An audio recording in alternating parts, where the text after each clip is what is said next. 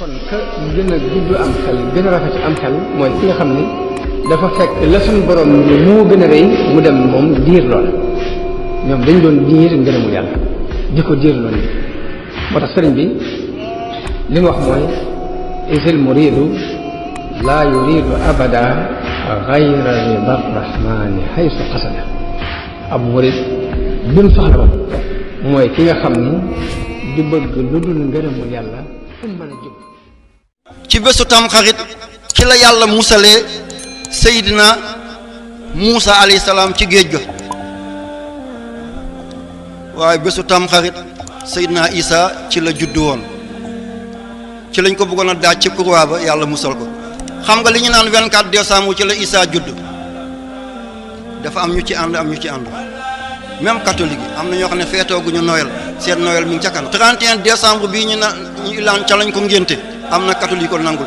Isa ci wàll calendrier jant bi xamuñ kañ la judd, daf leen réere.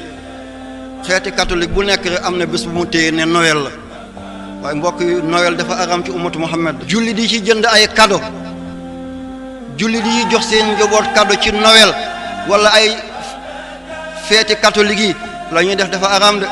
boo ci toggee rek boo ko lekkee sa jëf màbb na. kan moom mu sa gis gàmmu Seydina Muhammad catholique def ci tànt rey ci ay gàtt di jënd ay malaan di ko defal ay doomam? kan moom mu sa gis loola le Noël kan moom mu sa gis gàmmoo catholique def ci tànt ah di ci def ay jàng di xottil ay doomam? waaw ñoom ñu am ful la suñu bos ñu bàyyeewuñu ko, ñun lu ñu yóbbu ci bosi catholique yi. ñun lan la ñuy feetu Noël ah jour de l'an, janvier, Pâques, Pentecôte, Ascension, Toussaint. lan la ci xeetu Muhammad moom? xeetu Muhammad li ñu moom mooy tabaski, korité, laylatul qadr, nisfu shaaban, laylatul isra wal mi'raj, tamxarit. lii la lislaam am. bu ñuy def cadeau nañ ko def ci bés yooyu, bu ñuy def xumbaar nañ ko def. seetal catholique ni mu néewee, waaye bu bés yooyu jotee nga foog ne réew mi yëpp catholique lañu. ay jullit yu yées moo fi bëri. lu ñuy maasale bañ ñuy maasale. bu doon ñun dañoo néew nga ne lañu masla, waaye néewuñu. nañu toppatoo suñu bés yi te bàyyi leen seen bés yi. naan ngalax bi ñuy def dara nekk ko ca. kan moo ne dara nekk ko ca? lu tax ñu def ngalax ba? seetal cause bi tax ñu def ko. lu tax ñu naan lu ñu rend ci ay dëj yi dafa araam? lan moo araam ci xar? waaye li tax ñu rendi ko moo tax mu araam. uhilla li ghayrillah, ma uhilla li ghayrillah. fañ ko rendee moo tax.